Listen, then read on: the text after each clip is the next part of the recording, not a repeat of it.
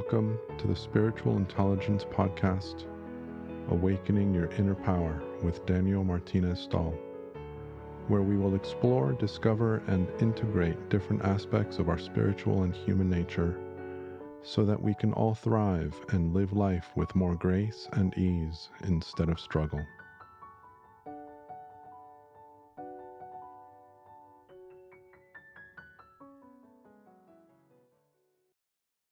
So welcome to the Spiritual Intelligence Podcast. My name is Daniel, and with me today is Bill Pettit. He is someone that I have been listening to for many years. I've spoken with him on a number of occasions. He is a retired psychiatrist, but I'll let him speak to you more about that. And he is also one of Sydney Banks' students. He's been in the Three Principles community for, over 30 years, has a very deep understanding. And I love the perspective that he brings to this conversation, given his professional experience and his depth of understanding and the relationship between both. So, as always, no idea where we're going to go in this conversation. It is led by mind or spirit, depending on which community you're coming from. I will let Bill introduce himself and talk to him about himself, and then we'll go from there. Well, I am Bill Pettit. I'm in my 80th year and grateful to still be vertical. I think if I had not met Mr. Banks on April Fool's Day, 1983, which is over 38 years ago, it's quite likely that I would have died from some mental stress-related illness in my 50s or at best in my 60s. So I'm very, very grateful to be here. I did practice psychiatry for many years until about 2 years ago, and now I'm just a full-time mental health educator, if you will. I do Zoom work with people literally all over the world, and have been graced to travel and do Three Principles programs in a great number of countries that I never dreamt. I was actually, Daniel, before the pandemic hit, I was scheduled to go to North and South Island in New Zealand, and then to Perth, Melbourne, and Sydney in Australia, and was looking forward to that, and I haven't taken it off my bucket list yet. So I've dying to go there too. I've been told that it's beautiful by a number of friends that have been there. Yeah, and I'm hopeful. Tentatively have plans to do a program in Copenhagen, and then Oslo, and then Stockholm, and then in Manchester prior to the London conference. Possibly Germany, that people have been asking me, but I feel blessed. I mean, I feel blessed. And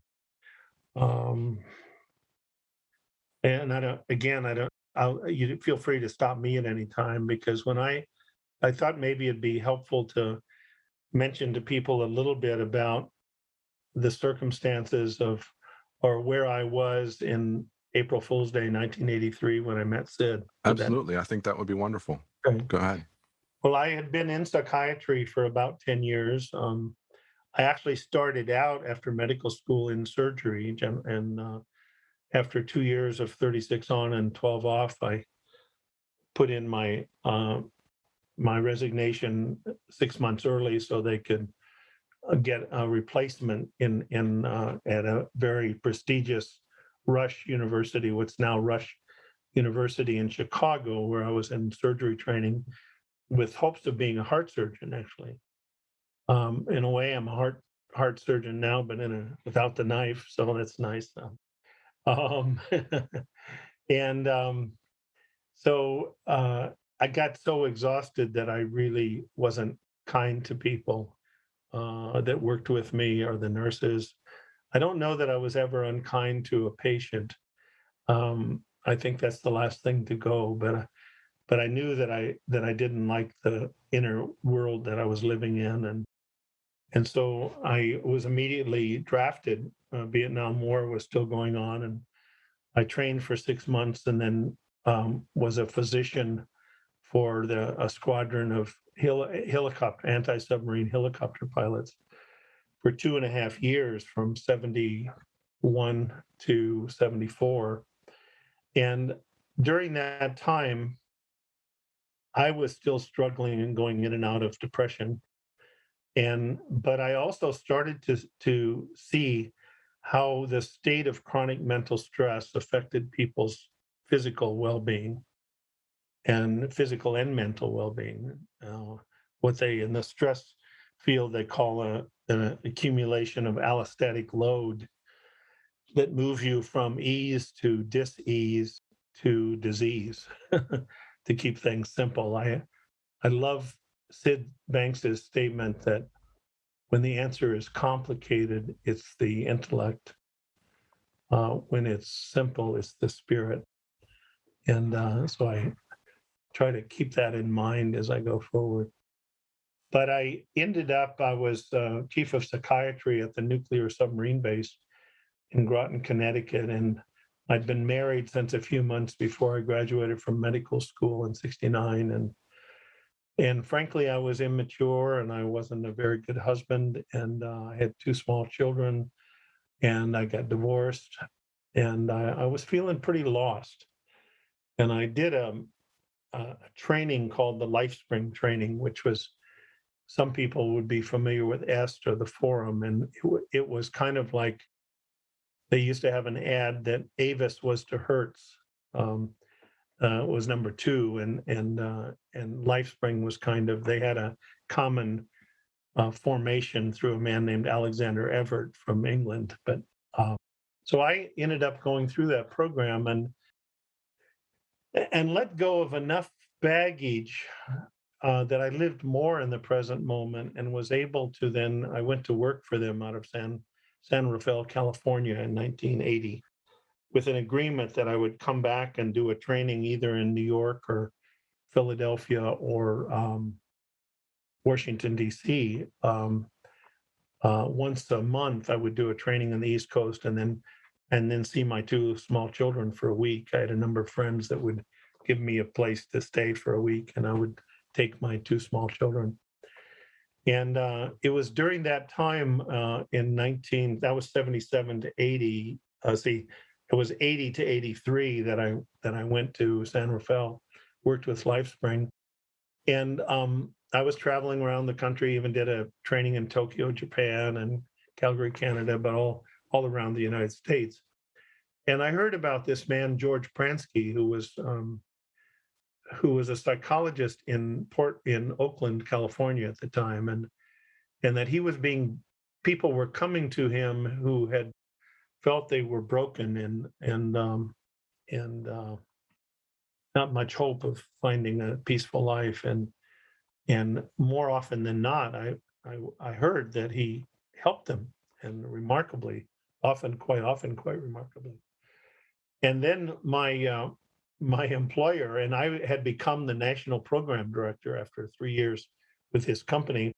The owner of our company, who will not be named, was silly enough to put a thing on the bulletin board that said, no one who works for this company is allowed to go to Friday evening programs by George Pransky over at University of California, Berkeley. I mean, I know this was 40 years ago, but still, it's not like it wasn't the Stone Age. And I thought, wow, that's interesting. And in the meantime, my secretary was actually seeing him, my administrative assistant.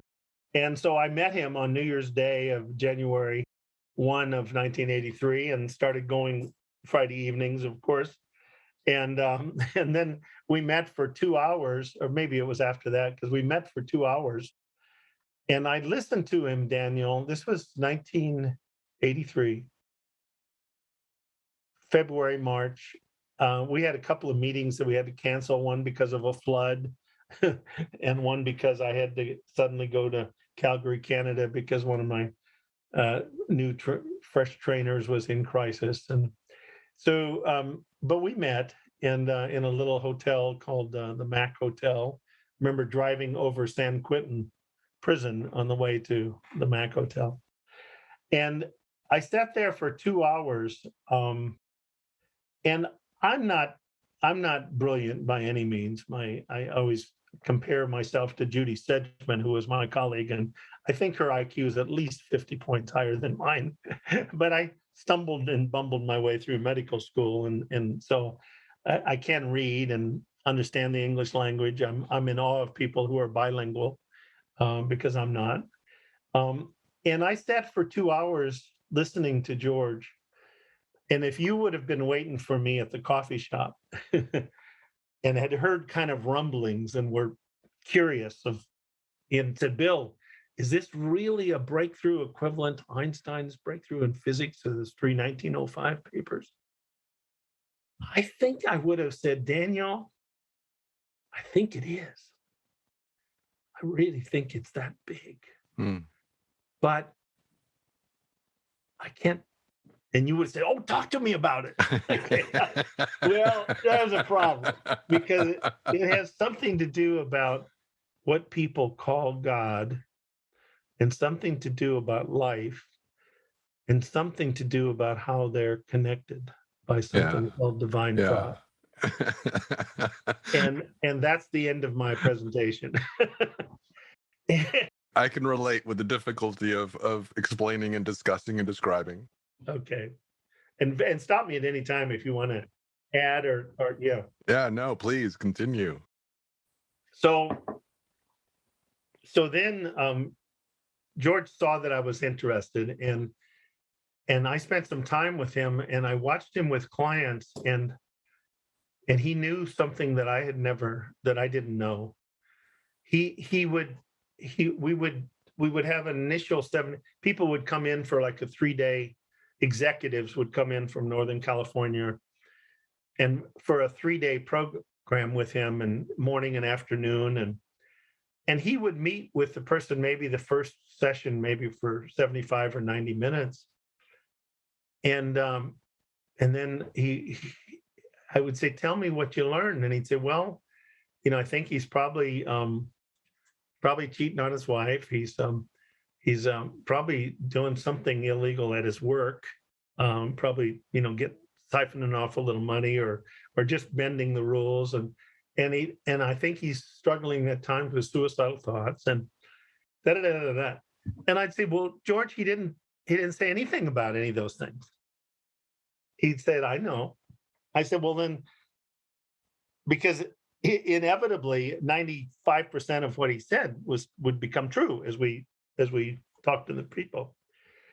He said, well, I could tell by the level of consciousness that he was living in, by the feeling level that he was living in, and his level of understanding about what's behind life and how human experience is created. But more than that, what the nature of the creative force behind life is.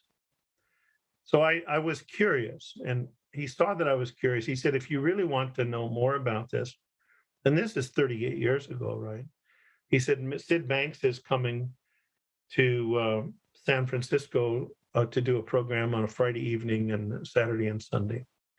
And it happened to be, it was starting on Friday, April Fool's Day. And I said, yeah, I came home and I told my wife, and my wife went, my wife Sue was a late wife Sue, who died in 2000. She, I know she looked at me and thought, okay, now once again, it was psychodrama. It was, what is it? Burns, the child adult, was NLP. It was this after. And I said, well, let me see. So I went and I sat there, and by the way, she had come and rejoined me, and we'd gotten back together, but we were struggling again. We probably would have gotten divorced again had I not met George and met Sid, because something powerful happened. And as I sat there that day on April Fool's Day, I was 41 years old. I'd been in and out of clinical depression for 20 years. I had 26 and a half years of education. I'd been in psychiatry about 10 years. I really was pretty sure that I was broken and lacking. I had depression and alcoholism on both sides of my family. I had one suicide then on one side. Now I have suicide on both sides. And I had seen 6 different psychiatrists who were good people, caring people, Daniel, caring people. I'm not a psychiatrist basher, and I never will be, because these are wonderful people who have dedicated their lives both to find healing for themselves, but also to be healers. And they helped me through 6 different times in my life when without help, I might well have ended up hospitalized or ended up having to stop my education. But with their assistance, if you will, with their hand in my hand, they led me through those periods to where I did not have to stop my undergraduate, stop my medical school, stop my residency, and was able to continue forward. And so there I was. I'd had 8 or 900 lectures on mental illness in my residency in psychiatry, and lectures on medications to alleviate the pain of, quote, mental illness. I had had no lectures on mental health, Daniel. 0. I mean, even as I say that, I don't know about you, but I go, how could that be? It's hard to fathom because, like I was saying to you earlier on, I grew up in a household with psychology and psychotherapy, and I've been exposed in the mental health field for years. And when I heard something similar, I kind of thought about it myself, and I went, it's true. I mean, when I was studying psychiatry and psychology in college, there was never any course on mental health. No. And when I became board certified in psychiatry through a pretty rigorous, both, I don't think they no longer do we had both the written and the live. I had to go to Boston for one and to New York for the other. When I got certified in 1978, which is what, 43 years ago, as a board certified psychiatrist, I suddenly was designated as a mental health professional, not as a mental illness professional, which is what my entire training. And a proper designation would have been to be designated as a mental illness professional. But no, they called me a mental health professional, even though I struggled to find even a few hours a day where I was there, and was going in and out of clinical depression. And as I sat there listening to Mr. Banks, and please feel free to stop me at any time, questions, I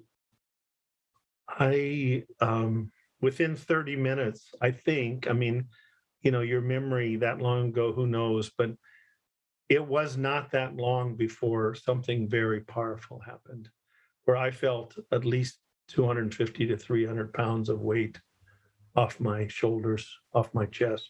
Do you have a memory of what it was that you heard that shifted that?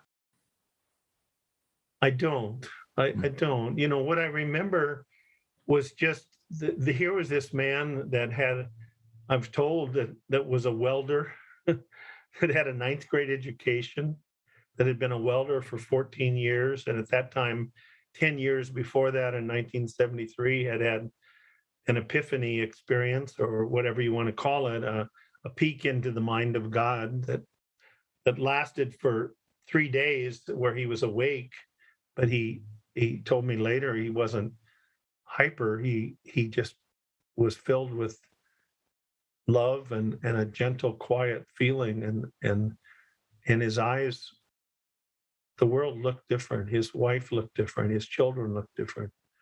His friends looked different. His job looked different. He was seeing life through a beautiful feeling that he had not been in touch with since he was a very young child, and that he had been born illegitimate to a teenage girl in Scotland and raised. He never told the details, but a rather uncomfortable and rough early childhood, and had a 9th grade education. So he comes onto the stage, and here I am with 26 and a half years of schooling, 10 years in psychiatry. And yet I don't think I was at that point that arrogant about it, because I was not happy. I wasn't at peace. And so there was a cognitive discongruence or whatever, in that here's this man who, at least what I've told, has a very humble beginning with limited education as I know it to be. And yet he's sitting in front of 250 people without any prompter, looking very, very relaxed, and talking in a quiet but very powerful and clear manner. And even saying that before he had his experience, his level of anxiety was so much that if you and I and he were talking, he might be able to tolerate the 3 of us. But if 2 other people, Joe Bailey and Kathy Casey, who you had before, came walking up to join us to make 5, he said my anxiety would have gotten so high I would have had to walk away, excuse myself, and walk away. And now he's sitting in front of 400 or 300, 250 people. And I've seen him later sit in front of 400, 500, 600, whatever, and sit quietly and with a presence. There was a presence about him. I'd never been in the presence of somebody who had the quiet presence that he had. And I think that affected me. And I suspect very early on, it's one of the very first things that he says in the Long Beach lectures. And if anybody is listening, I encourage them to go to www.sidbanks.com and go to the Long Beach lectures. And one of the first things he says is, please don't believe anything that I say, because if you do, then you're a follower. But it's okay if you listen. If you listen quietly, there's a good chance you're going to hear something, but it's going to be a realization from within your connection to the divine energy of life inside of you, and you're going to see something. And if you see something from something that I've pointed to with my words, because that's all I can do with my words is point. And if somebody's pointing with their finger, if you keep looking at their finger, you're not going to see what they're pointing to. And so if you look beyond my words and you hear something and you see something for yourself, then it's yours. It's not mine. It's not because you're believing me. And he also very early on said that based on what he saw, our connection to what people call God, that it's impossible for us to be broken or have anything lacking. You can't be divine energy in a form and be lacking. Now, you can have the appearance of that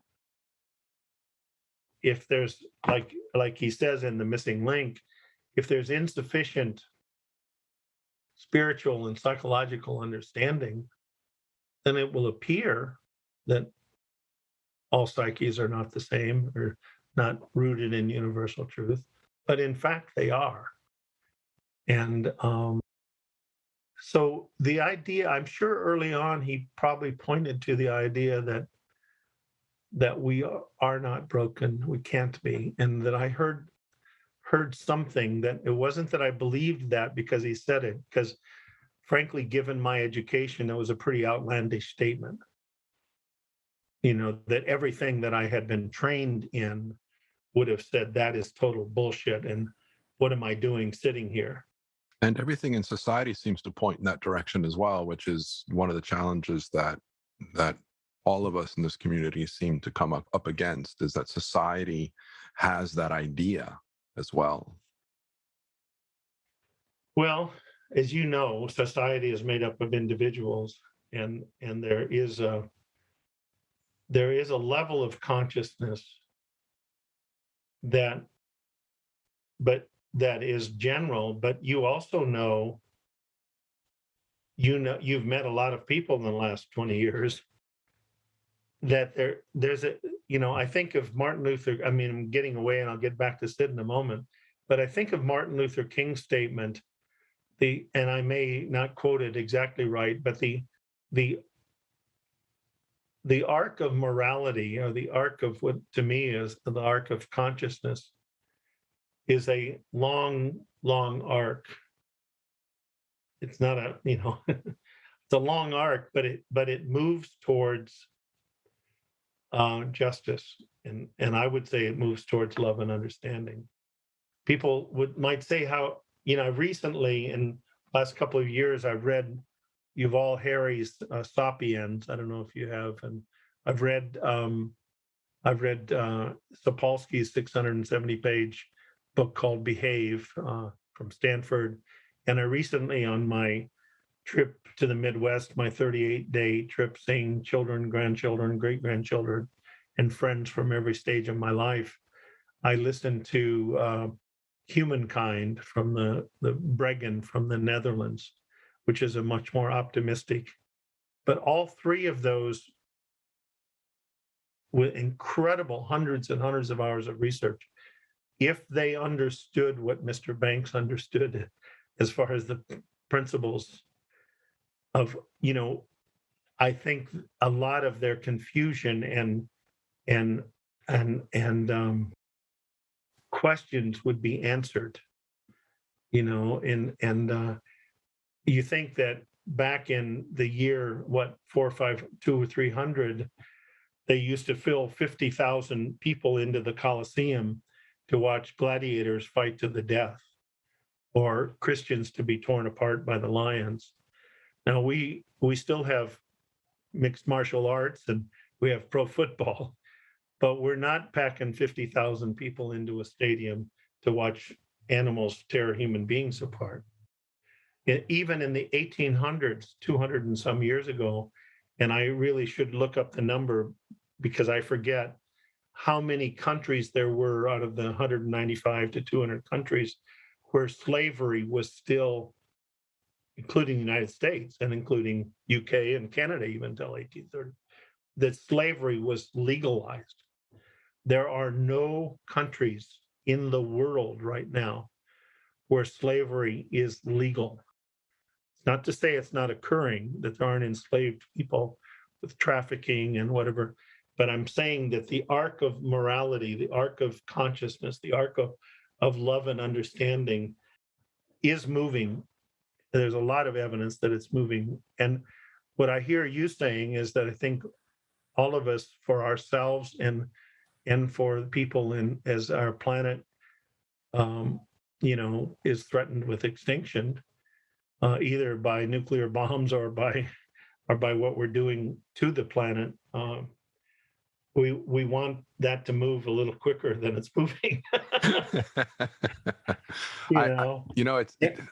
Go ahead. Yeah. I know that I've mentioned this in other episodes as well, but there's a lot of talk in the spiritual communities about the evolution of the planet and the evolution of all beings on the planet, including ourselves. And more than once, I've thought about the there's no surprise and there's no coincidence that the message that Sydney Banks brought to this world of the understanding of how life works, the understanding of our psychology, relationship with our spiritual inner well-being, our inner wisdom, there's no surprise in my mind that that message came out when it has. And I do agree with you that as a community and as a society, we are evolving and we are getting better all the time. But I did mention the reference of there's still a prevalent idea in our society that our psychological experience of life is created by our circumstances and our environment, and that we respond to those, and that those create our well-being or they create our discomfort. And what I have learned in the small time that I've been looking in the direction of the three principles,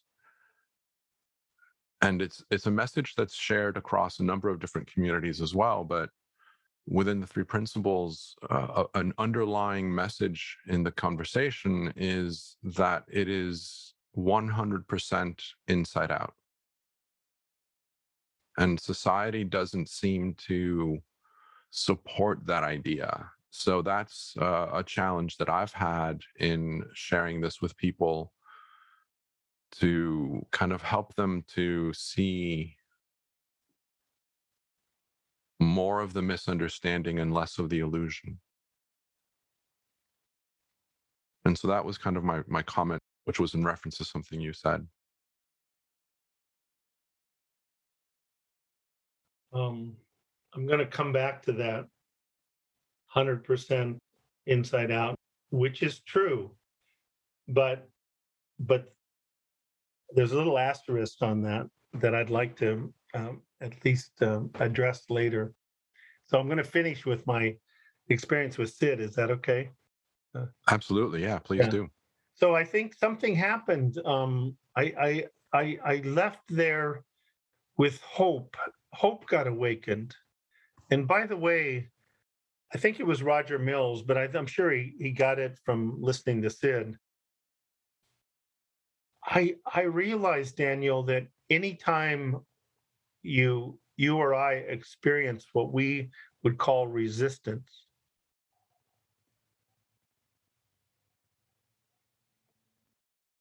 it's lack of hope. 100% in my experience, 100% of the time, it's lack of hope. I used to challenge my compassion for my fellow workers and my psychiatric nurses when they would say things like, well, that person just keeps coming because they don't want to get better. They don't want to get better.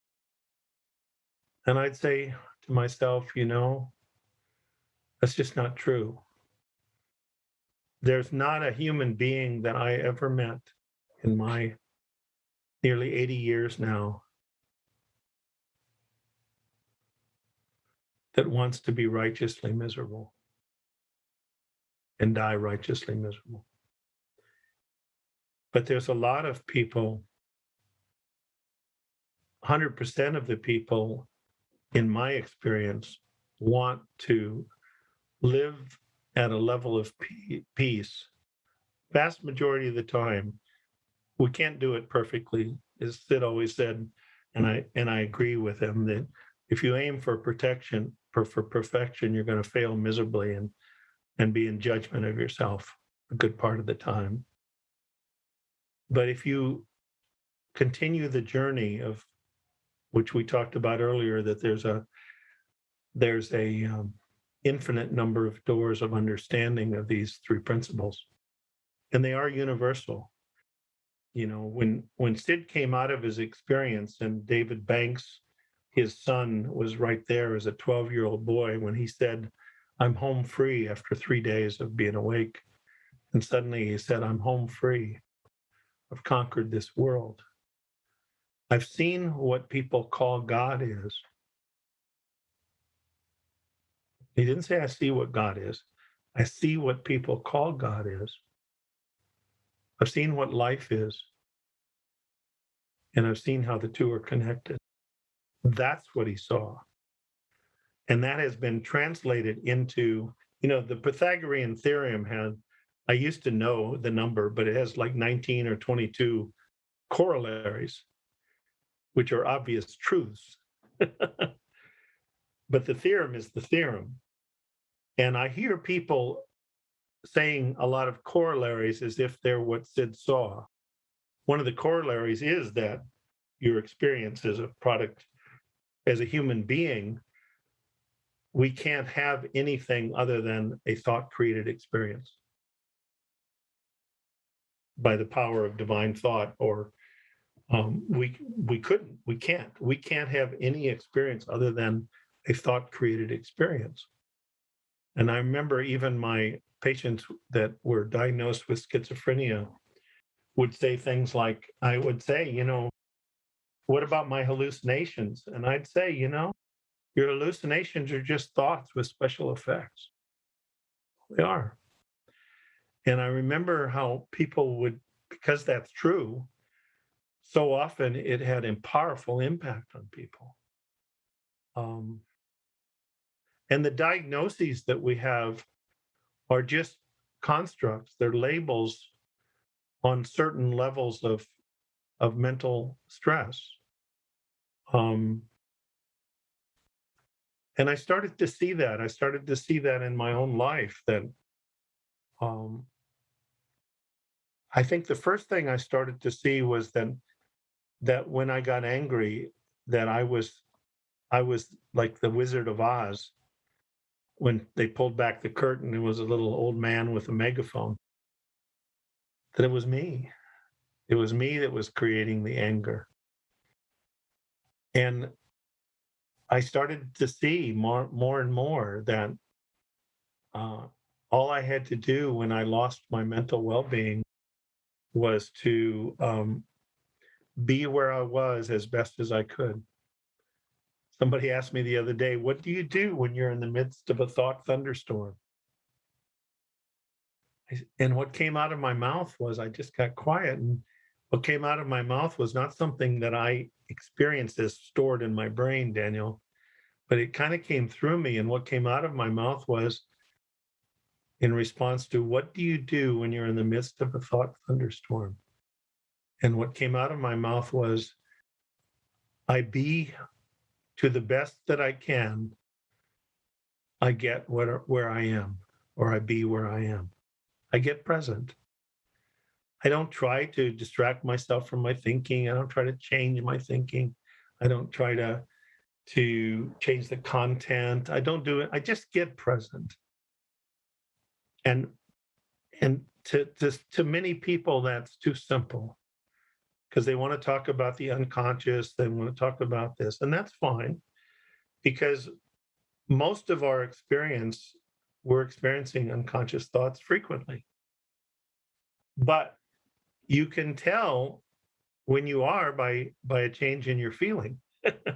We've got a foolproof mechanism that we've been given, divine mechanism, divine assistance, universal mind, what I'll call, that lets us know as soon as I lose a lighthearted, loving feeling, I know it's time for me to go to quiet, not to analysis. I love what Woody Allen said in the movie The Sleeper about 30 years ago. He had this movie called The Sleeper, and in the movie, he woke up after being asleep for 25 years. And the first thing he said when he realized, he said, 25 years. Hell, I could have been halfway through my analysis.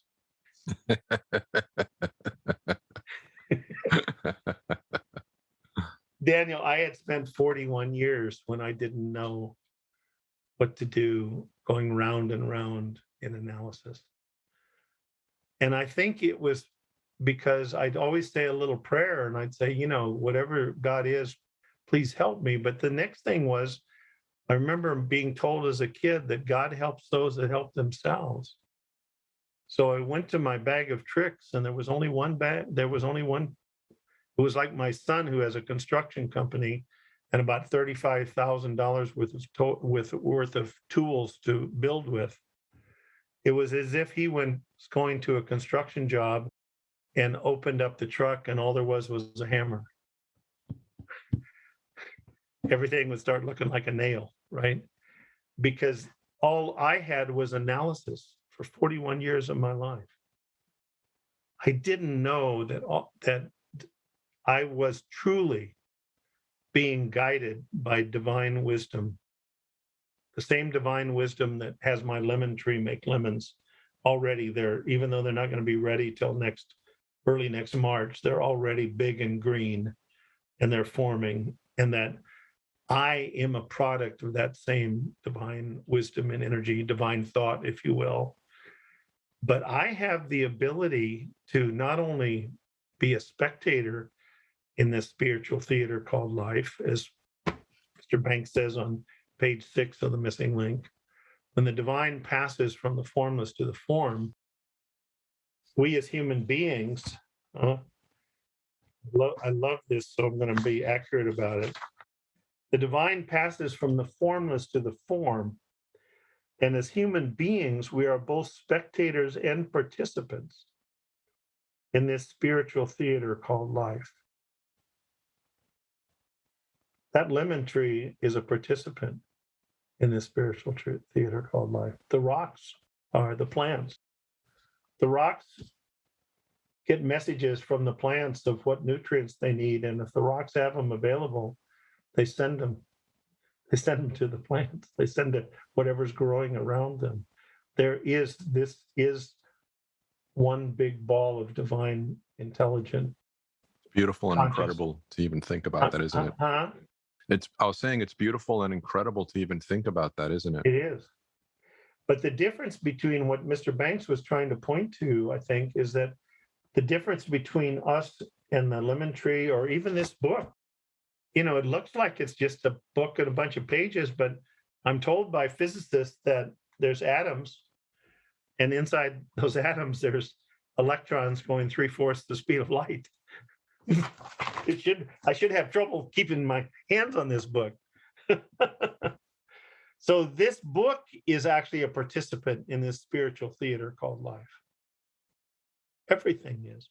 There's no separation. And so let me read this. The divine passes from. Did you have something you wanted to say? I'm sorry, I didn't want to. No, go ahead. No, really, it's okay. No, okay.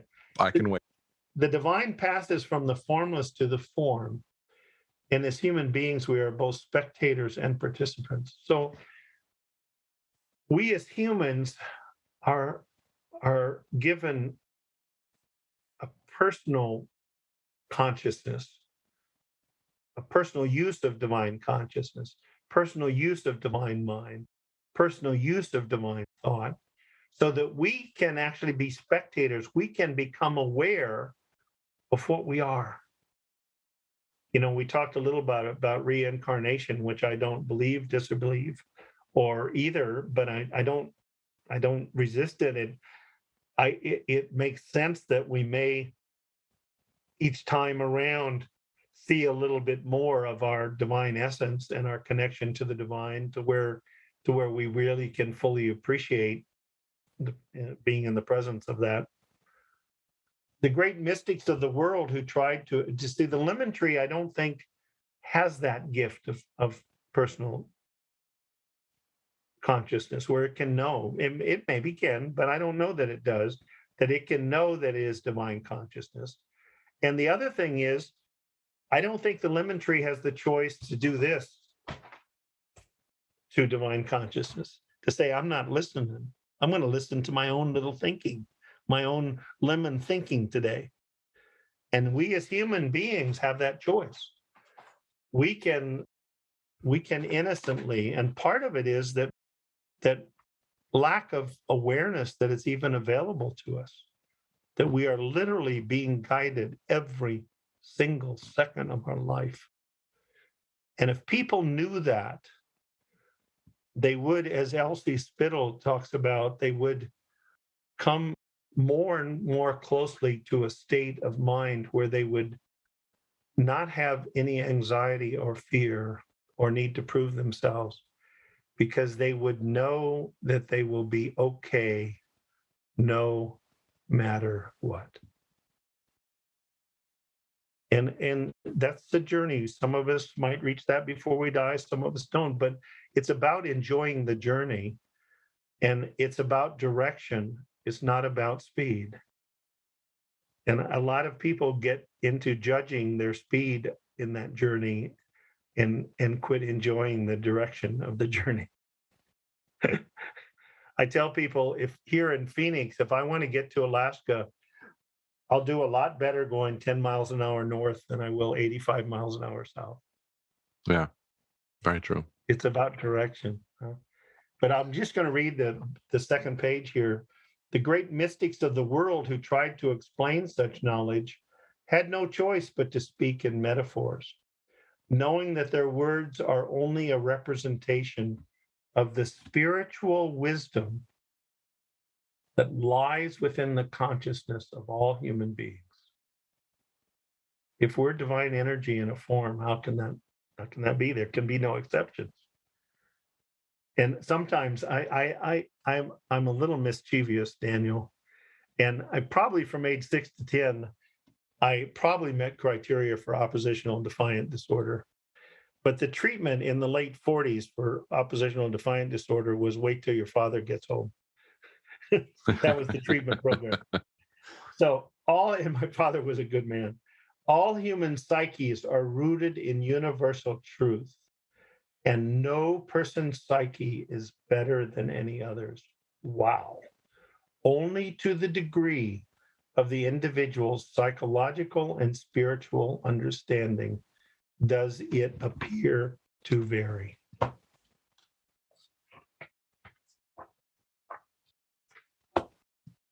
So it's been a journey. It's been a journey to see that one of the first things I also saw was that we all truly live in separate realities. My late wife and I did not live in the same world. My present wife, Linda, who's a beautiful, incredibly wonderful woman that I met 18 years ago when she came to speak on Valentine's Day at the West Virginia University Grand Rounds on the healing power of unconditional love. And we got met. Had both been widowed about 3 years, and 18 years ago yesterday we got married 18 years ago.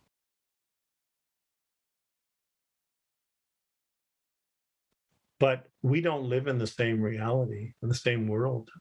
And the difference that I learned that allowed me to have the last 18 years of my life with my late wife and the 18 years with Linda be incrementally closer. And I said yesterday, do I wish I'd known about love to be able to give and receive love as I do now with my first wife? Of course I do.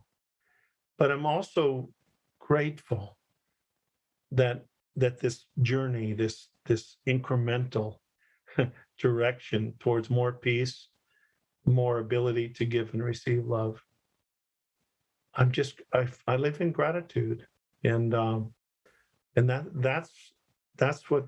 But that allows me, when we see things differently, which is frequently. And my late wife and I, at first, before we met Sid and George, I didn't know to listen, to try to hear from this person that I love with my whole heart and soul, to hear what their world is like, and to listen. And every time I did, my world got bigger.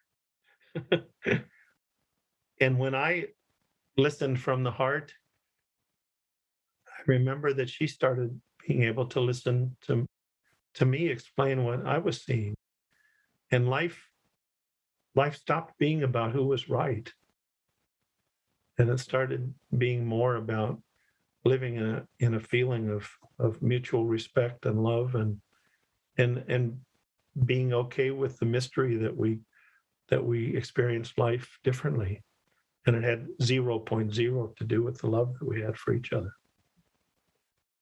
So I want to stop and give you a chance to, I know I've kind of, I would like to at one point at sometimes say something about the 100% inside out. Yeah, I would like to hear your thoughts too. I mean, what I've been noticing and experiencing myself as I get a deeper understanding of life in my own experience is a recognition that even though my experience of life is 100% created by me and through me, I am still responding to my external environment. My external environment still influences and has an influence on the thoughts that are created in my head. The difference comes in with the focus of what I choose to give attention to and where I choose not to. But life is still going to act around me. Life is still real around me, and it's going to influence my experience. But I can always choose to have a different perspective, a higher perspective of that experience. And I'm learning more and more, and I believe that it's very much in line with the message that's talked about in the community of the three principles. But I'm learning more and more about how it's very easy for me to get caught up in the content of my thoughts. And the more that I understand and I see my experience of life, it makes it easier for me to remain at ease with the consequences and the situations and the circumstances and the events that are happening around me. And I'll give you a perfect example. I am being forced to move out of my will. And I can respond to that with anger and with frustration and with resentment. Or I can simply be at ease with recognizing that my innate well-being, my peace of mind, my state of comfort within myself is not determined by anybody outside of me or anything outside of me. And so I'm able to remain fairly at ease and at peace with the challenges that I am facing in this moment.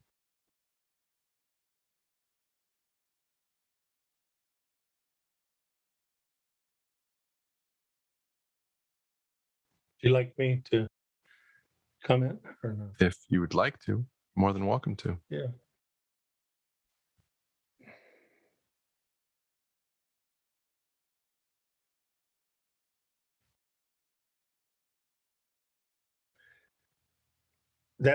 I would think that would be a welcome change from maybe earlier in your life, that it would seem that things had more control. The one thing I would say for me is that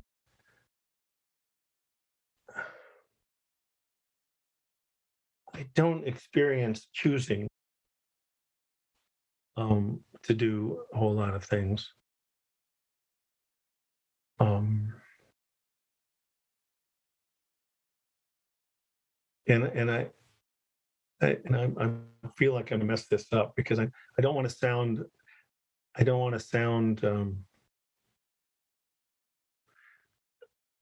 what I want to do is to say that I think there's even more beyond what you're experiencing that's going to be even gentler. And here's what I mean by that. It sounded too intellectual to me.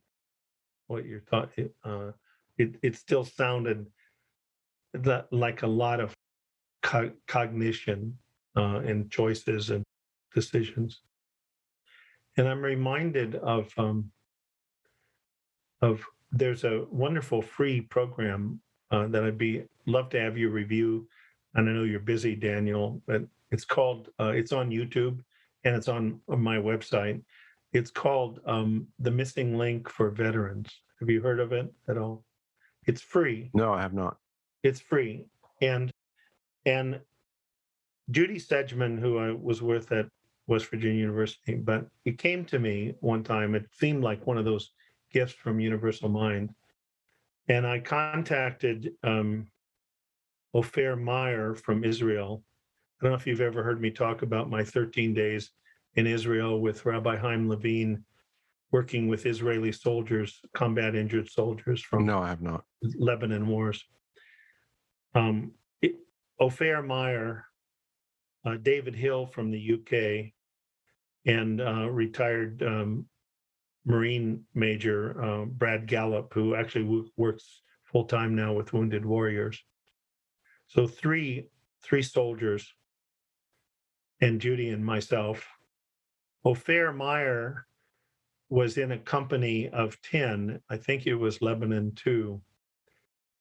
And the Israeli forces, these special forces are in companies of 10, and he was in a specialized Israeli force.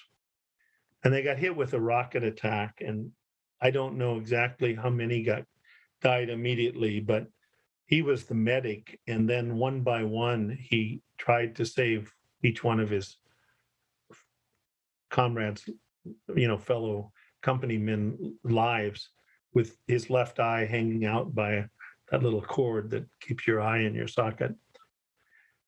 And they all died. All 9 of them were killed. So I think it's true that 100% of our experience comes from the inside out. I haven't been tortured.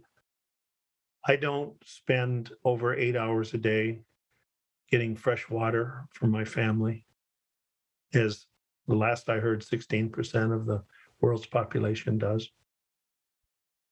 I've got running water. I've got an icebox full of food.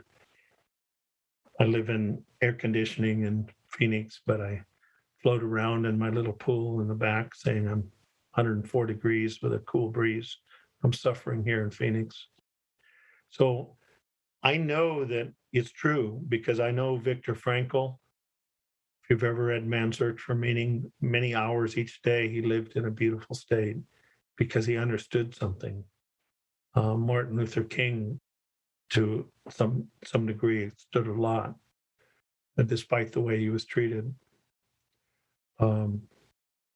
Gandhi.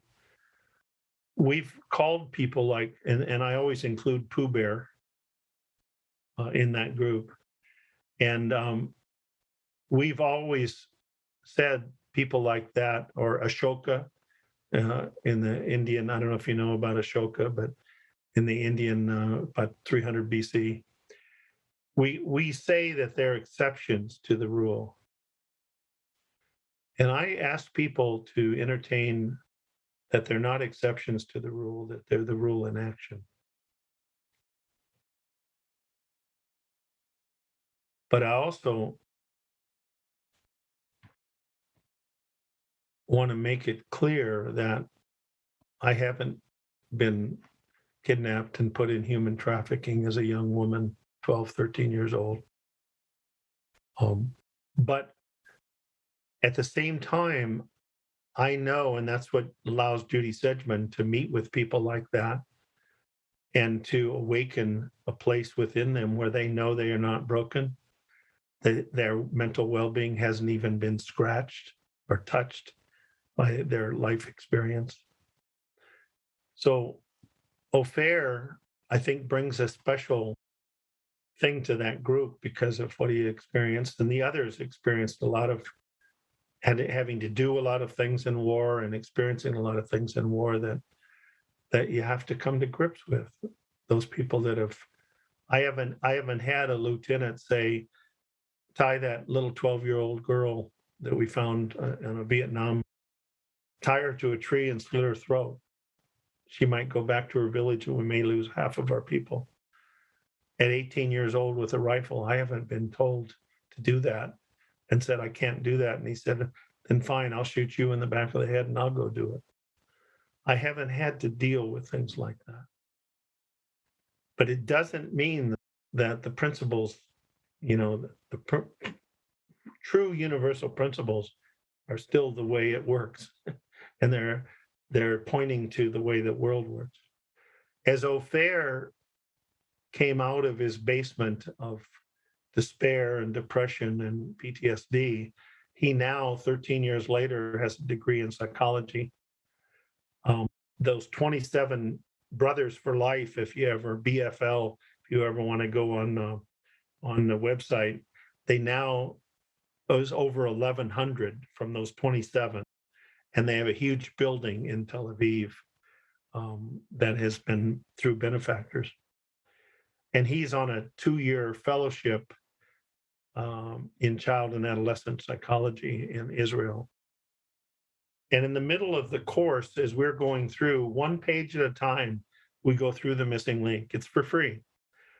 One page at a time, one of us takes turns reading one page at a time in the missing link. And then all 5 of us have an opportunity. We don't all speak after each page, but after each and every page of 142 pages, all 5 of us have an opportunity to say what that page has meant to us in our lives. I've been told by so many people, this has nothing to do with veterans. It has to do with everybody, every human being who lives life. But Ophir, halfway through the program, he came one time, we met whenever we could get all 5 of us together. And he said, my 2 friends and I went to Barcelona this past weekend. And we just to have a nice weekend together there and have some fun. And we didn't check on what was going on in Barcelona. I thought here these ex-Israeli forces didn't do their reconnaissance, if you will, in military terms.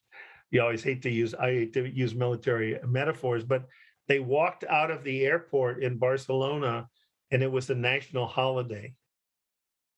And there were fireworks and explosions going on in the air from the fireworks. And you and I talked earlier about the unconscious, right? So that part of the unconscious and if you will, the reptilian brain responded to those external things through vision, through et cetera. And it made the very rapid, but oftentimes incorrect. It's not that accurate. That's why policemen, when they're really in a stressed state of mind, if they haven't, someday policemen will live in a place of a different place. And there's been many that have been trained in the principles that they mistake when somebody's trying to show them a handphone, an iPhone. They see a pistol and they put 5 bullets in the man's chest, only to have the iPhone fall on the ground. Well, that same response to Ophir had his heart suddenly going 160, his breathing fast and profusely perspiring because he was ready for a rocket attack to try to save the people around him. And he said, it's wonderful that I didn't have to do anything. I didn't have to make any decision. My only decision was to sit down and not decide on not taking his thoughts seriously he just knew that was not the time to engage his intellect.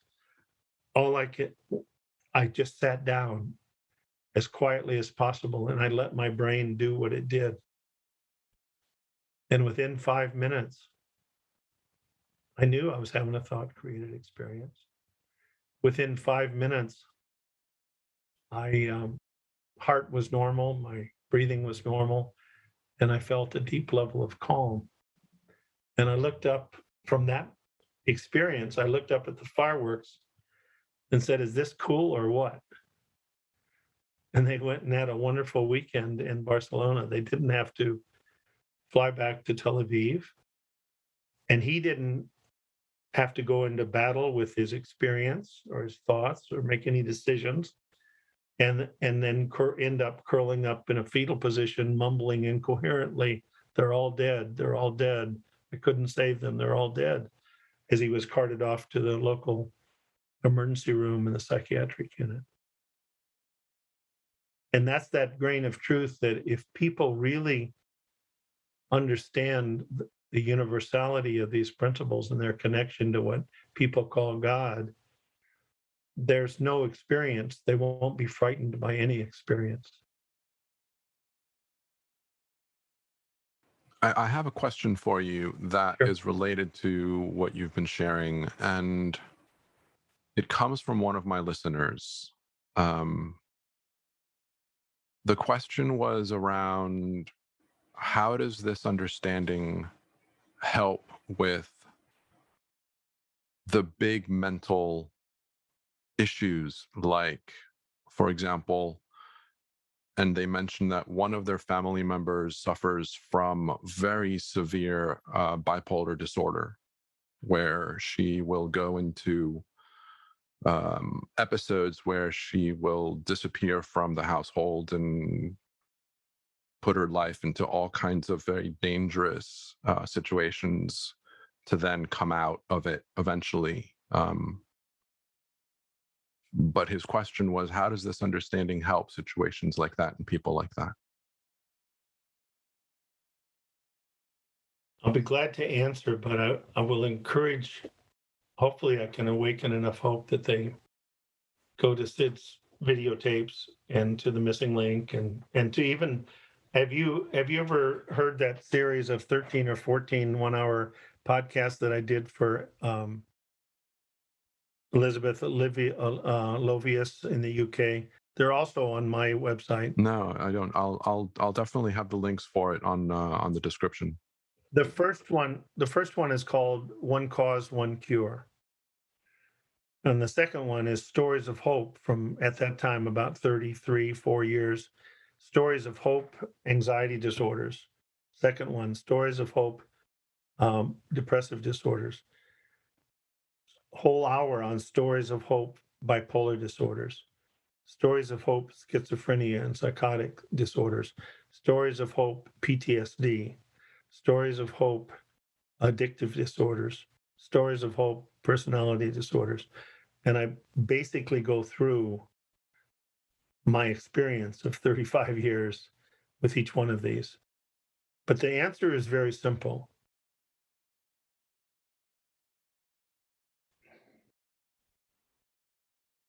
The answer for, first of all, I'm going to say something. I don't know if you've ever heard me read the quote from Tom Insel, who was the director of the director of the National Institute of Mental Health from 2005 to 2017. Have you ever heard me quote him? I believe I have, yes, but please go ahead. And his answer is not the same answer, and I certainly, he's on my list of people to send. Have you seen the most recent article that from 22 months of collaboration that we finally got published? I have not. I know that I believe that Judy was speaking to me about it about it kind of being finalized and in the final You want me to stages. send it to you? Absolutely, yeah. Okay.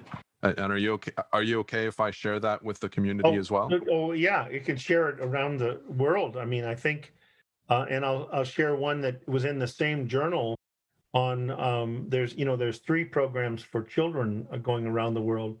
One is iHeart, one is the Spark, and the other is My Guide Inside. And there's research, and I'll send you a list of 25 or 30 articles that have been peer reviewed over the years, published. Yeah, that would be lovely. Here's what Dr. Tom Insel says, and this is, as people listen, Daniel, as you said, we're talking like a different world, a different paradigm. And I don't know if you ever read The Structure of Scientific Revolution by Thomas Kuhn, where he talks about every time there is a scientific revolution, and a paradigm shift. It takes about 50 years, generally it has, before the old people die off and enough young people, and really, and enough young people see something that they say, I can't believe that people used to think that was true. We are so embedded in this structure. This is 12, 13 years, the National Institute of Mental Health Director, psychiatrist, MD, Tom Insel. We are so embedded in this structure. We have spent so much time diagnosing mental disorders that we actually believe they are real. This is not me or Sid, but there's no reality. They are just constructs. There's no reality to schizophrenia or depression. We may have to stop using terms like depression and schizophrenia because they are getting in our way and confusing things. Wow. That includes bipolar, that includes OCD, that includes whatever label you want to put there. Whatever we've been doing for 5 decades, it ain't working. When I look at the numbers of suicides, the numbers of disabilities, the mortality data, it's abysmal, and it's not getting any better. All the ways in which we've approached these illnesses, and with a lot of people working very hard, the outcomes we've got to this point are pretty bleak. My course that I'm going to do called Hope for the Helpers, Less Stress, More Joy, part of, and we're going to use The Enlightened Gardener, which you said was your favorite Sid book. I think part of that inspired that was that in the American Journal of Psychiatry just a few months ago, there was a survey of 2016 American psychiatrists. And they were humble enough to truly, most of them, it sounds like, filled out a scale that was given to them, a burnout scale, honestly, so that 78% of 2016 American psychiatrists met criteria for burnout, for psychological, spiritual, and physiological burnout. Now, if we had 2016 electricians who reported in the past year that they had life-threatening shocks, electric shocks, we'd say, maybe we have to look at the education of electricians because there's something we're not teaching them, or they wouldn't be getting shocked like that. Now, it's innocent. It's innocent. But I will send you this because on the back of it, and since then, I've seen that there's a research tool that was used for DSM-5, and it had 13 quote, symptoms. And I woke up one morning while I was teaching a course at a small university, Catholic university, with my wife, Siena Heights University. And I suddenly realized, wow, these are called exploring the 13 cross-cutting symptoms. I said, this has never been, these are not they're not just 13 things, they're related. And I saw that under depression, under mood, 3 of them were you go from being lighthearted and joyful to dysthymia, meaning you don't feel as good as you used to feel. Then you get into a depression where you really are feeling kind of down. And then you feel anger and irritability. And then eventually, if you don't have the understanding and you don't hear that these symptoms are love letters from Universal Mind, a totally beneficent. This 3 principles is not a religion, but it is a theology, Daniel. it's pointing to a new view of what is behind life. Not judgment, not punishment, but love and understanding. Pure, unadulterated, unconditional love and understanding.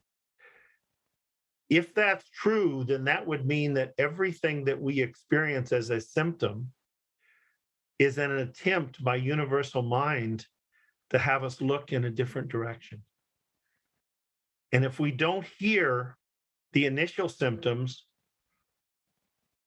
they have to make the alarm louder to try to save the person from more and more pain, physically and emotionally. If people don't hear it, they end up where they're totally lost of connectedness to self, others, to source, and they're waking up every morning trying to decide whether or not to kill themselves, and then whether or not to take anybody with them before they kill themselves, whether to kill any others.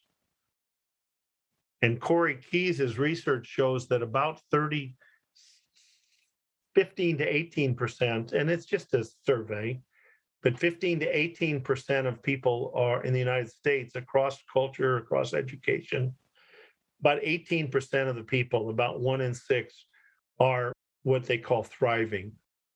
They're lighthearted, they have stress resistance, things don't bother them generally, but if they do, they have tremendous resilience.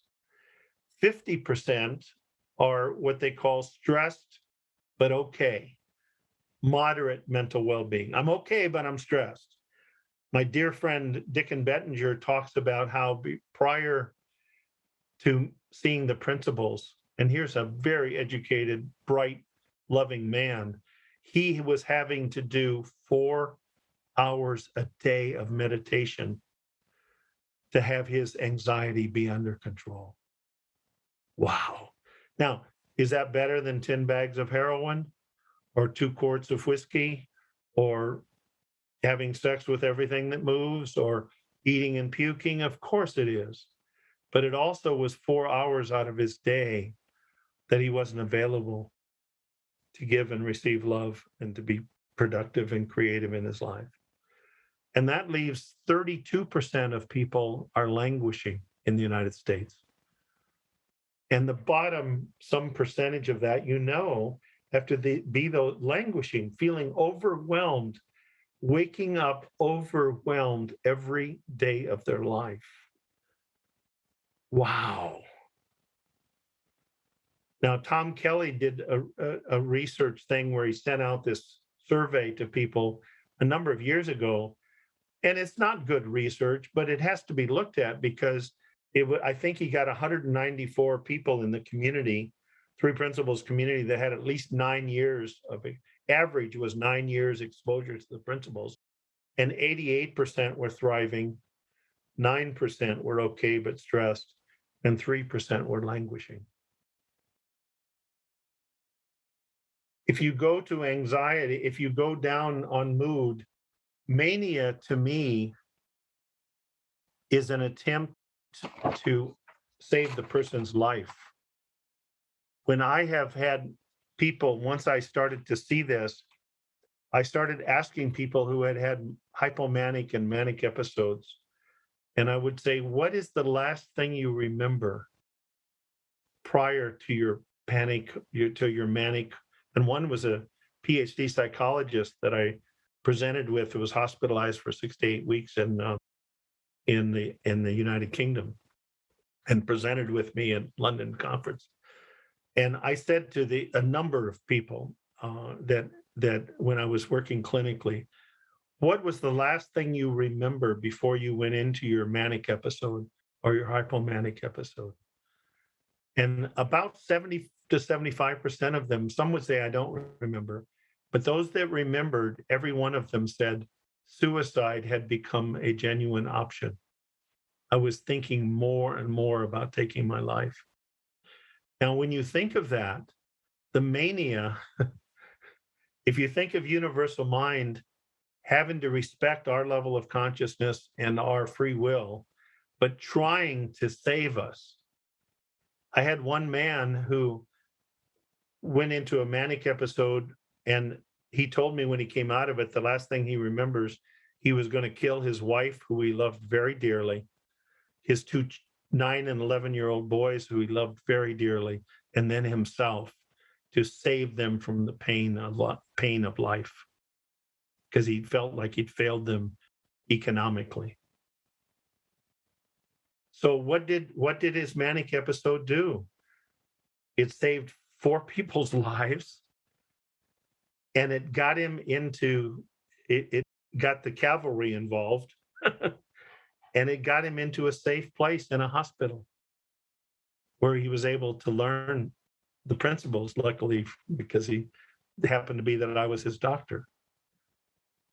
So what I would say is that we either live in a level of ease, and then we have at least 4 different, we've been given by universal mind, at least 4 different areas of alarm systems that try to get us to look in a different direction, that try to give us to look to silence, to just be quiet, not to try to do anything with our thinking, reframe it. No, it's very simple. If you push a cork underwater, if you learn how to let go of the cork doesn't need the GPS to get back to the surface. What's hereditary is which one of these benevolent alarm systems is the most sensitive. For me, it was mood. I went into depressions when I didn't know.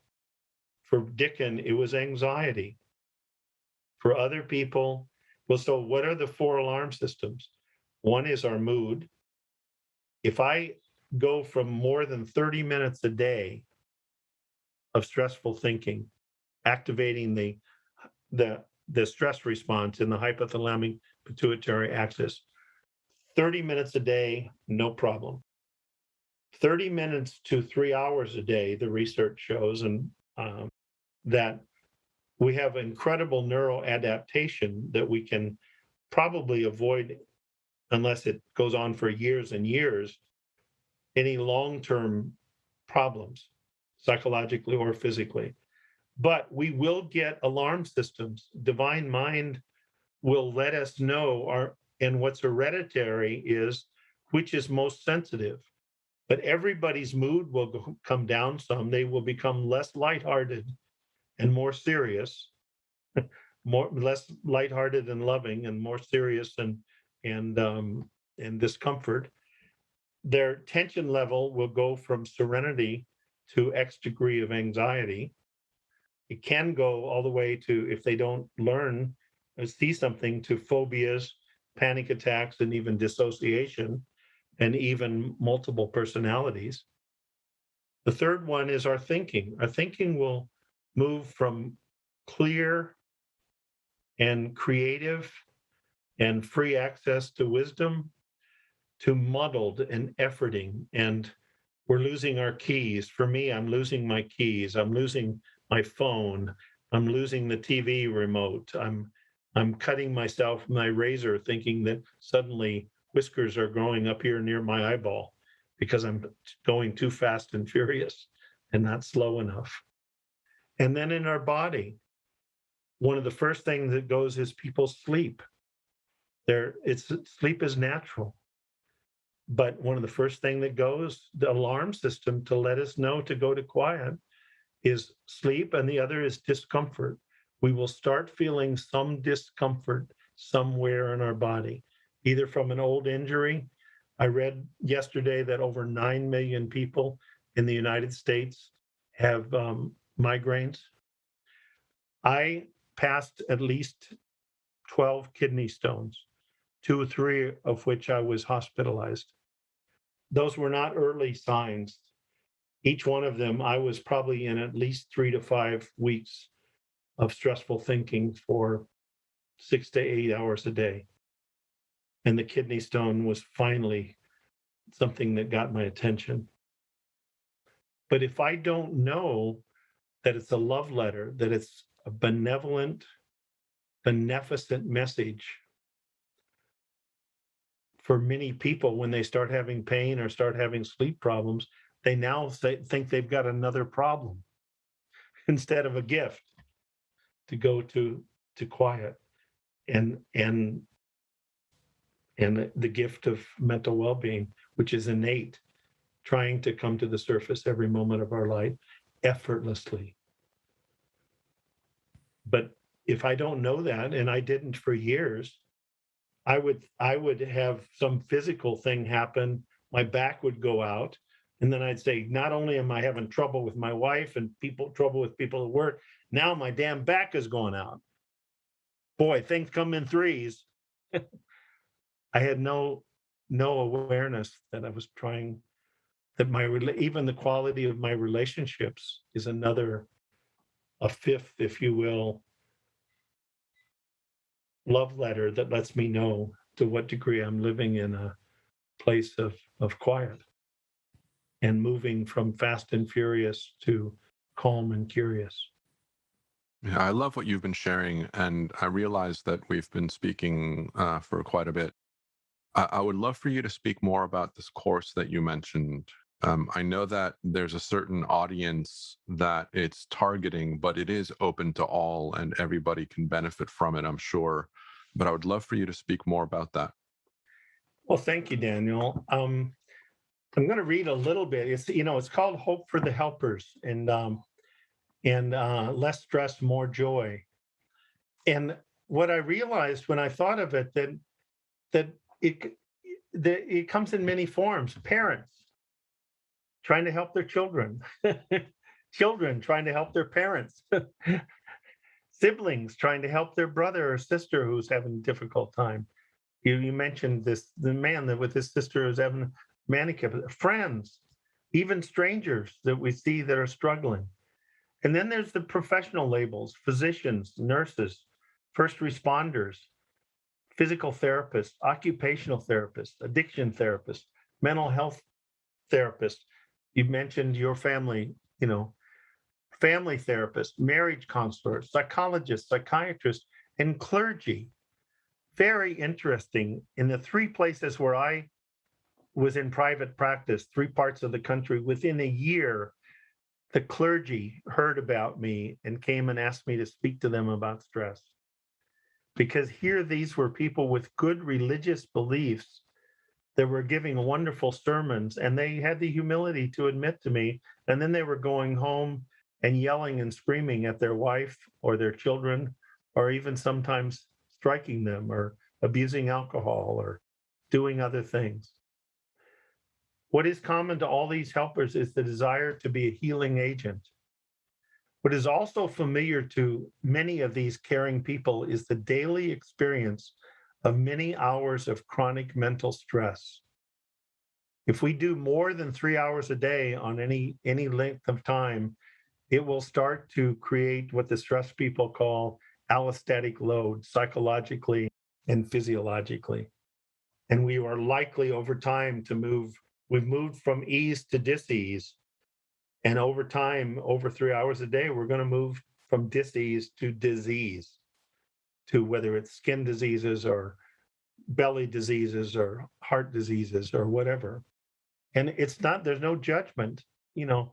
Like I said, there's no doubt in my mind that I would have been dead a long time ago.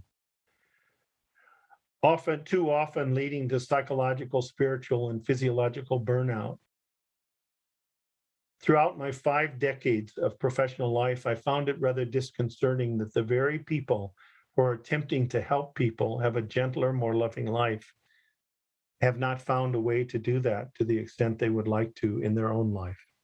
I was certainly one of them, Daniel. I recently published, and I talked about this, 78% meant burnout.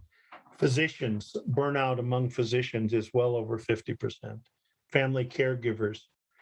And the label compassion fatigue is often connected to these statistics, and sadly, by many seen as an inevitable outside-in, as you mentioned, experience from participation in many helping situations and professions. This 8-week program, Help for the Helpers, will posit, less stress, more, that there is a wisdom and understanding within the consciousness of all human beings that brings fresh hope, that compassion, caring, and fatigue and burnout are not inevitably associated, that it's not too much compassion that creates burnout. It's a lack of understanding. This program will utilize the wisdom presented in Sydney Banks's 2001 book, The Enlightened Gardener, augmented by my 38-year winding journey, incremental journey, exploring the three principles, universal principles of mind, thought, and consciousness. And then I say random incidences, just like it has today, of lighthearted humor have been known to emerge during this journey of incremental insight-based realizations. With each insight, the experience of the external world effortlessly shifts in a more positive direction. The world looks different every time we have an insight and a realization within. As a result, one's stress resistance is effortlessly increased, effortlessly, not through hard work, not through rituals. As this occurs, the amount of internal distress created in response to life's very real challenges lessens considerably, and one's innate resilience is awakened. This combination brings more joy, less stress, more effectiveness to one's passion for life and as a helper. You know, if I go from, I think sometimes when we talk, it is 100% inside out. But what people hear is that means I should never be stressed. But if I go from taking on 95 units of stress for every 100 units of challenge, and I like, instead of calling difficult things stressors, I think when we do that, we're giving an innate and inert thing power it does not have. There are real life challenges. And for a good part of my first 41 years of my life, when faced with 100 units of real life challenge, I often created 95 units of stress in response to it. Now, I'm not saying that I don't, and I won't even, I shouldn't even, but generally, I would say that I probably, compared to what I used to do, probably 3 to 5 generally units of stress for every 100 units of real life challenge.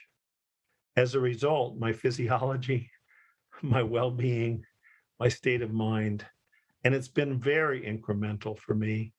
And the key thing for people is to be gentle on themselves in the journey and to be grateful for each little step.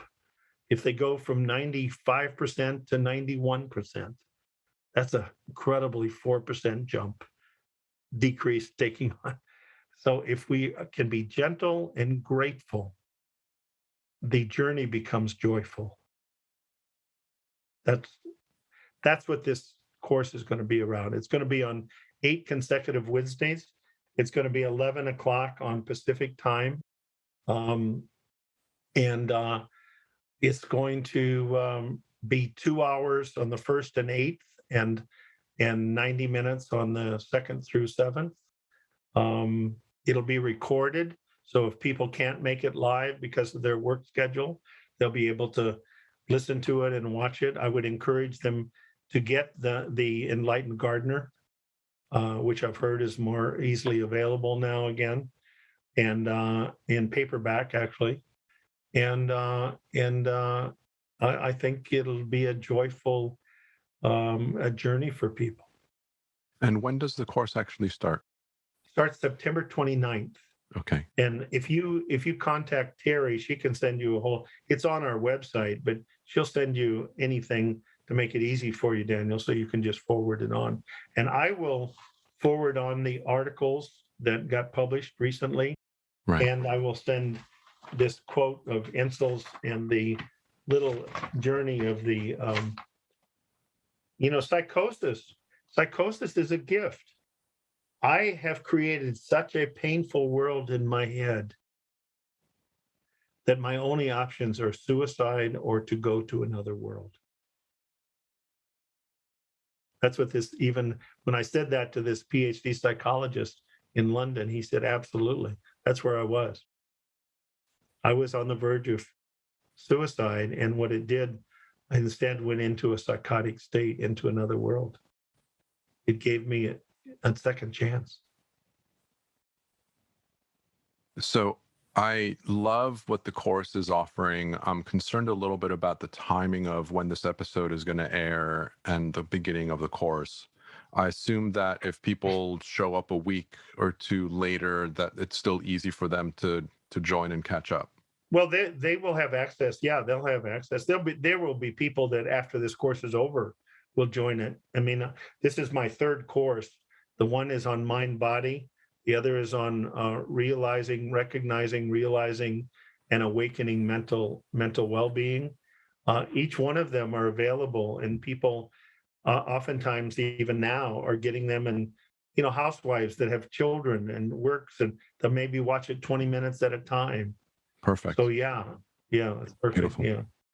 Yeah, so absolutely. So I will share all of this information that you've spoken about in the description of the episode, and of course I will include your website as well. But for people that are listening, what would be the website?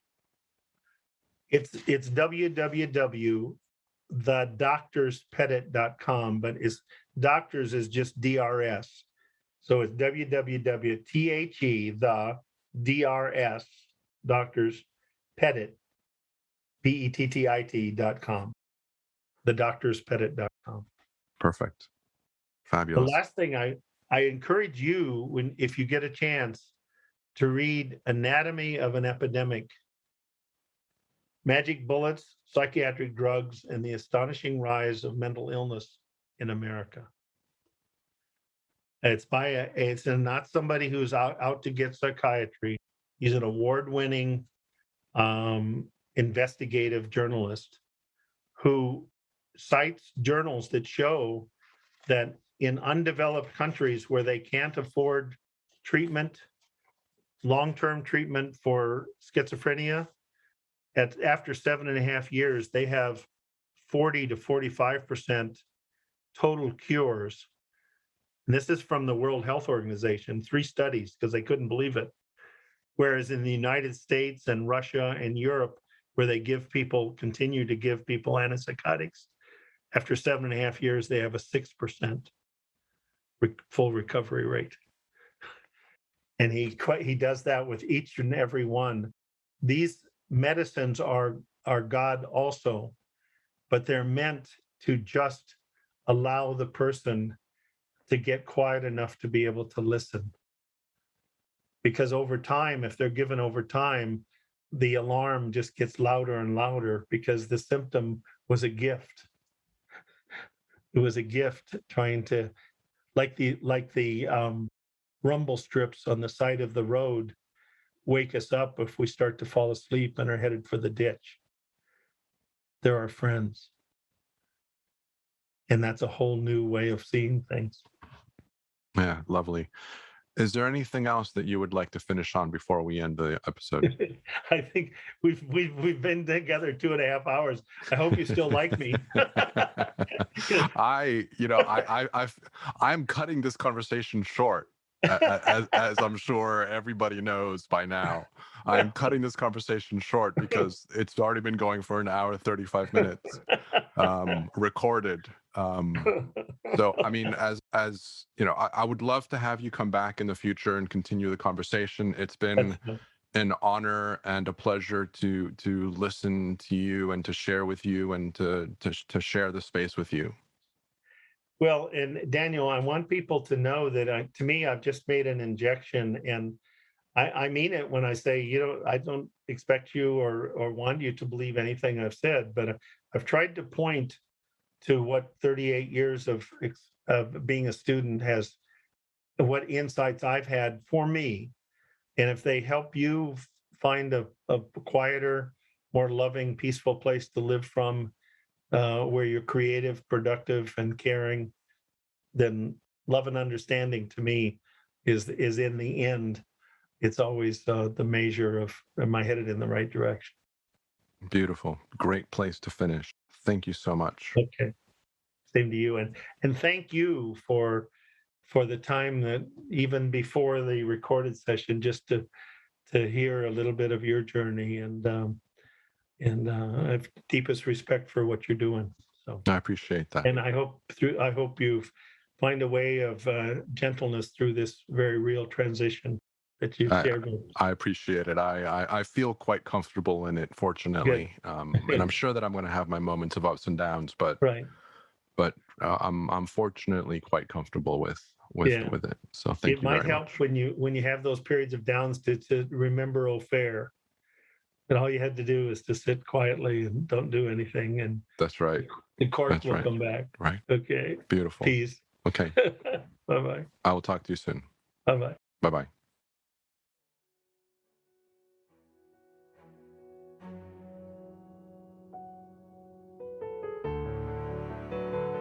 Thank you for listening. Hopefully you heard something new that invites you to reflect, to go within and deepen your own understanding of life and of our universal experience. If you enjoyed this conversation, please follow the podcast series on your favorite listening app and share this episode with others that you feel would enjoy it as well.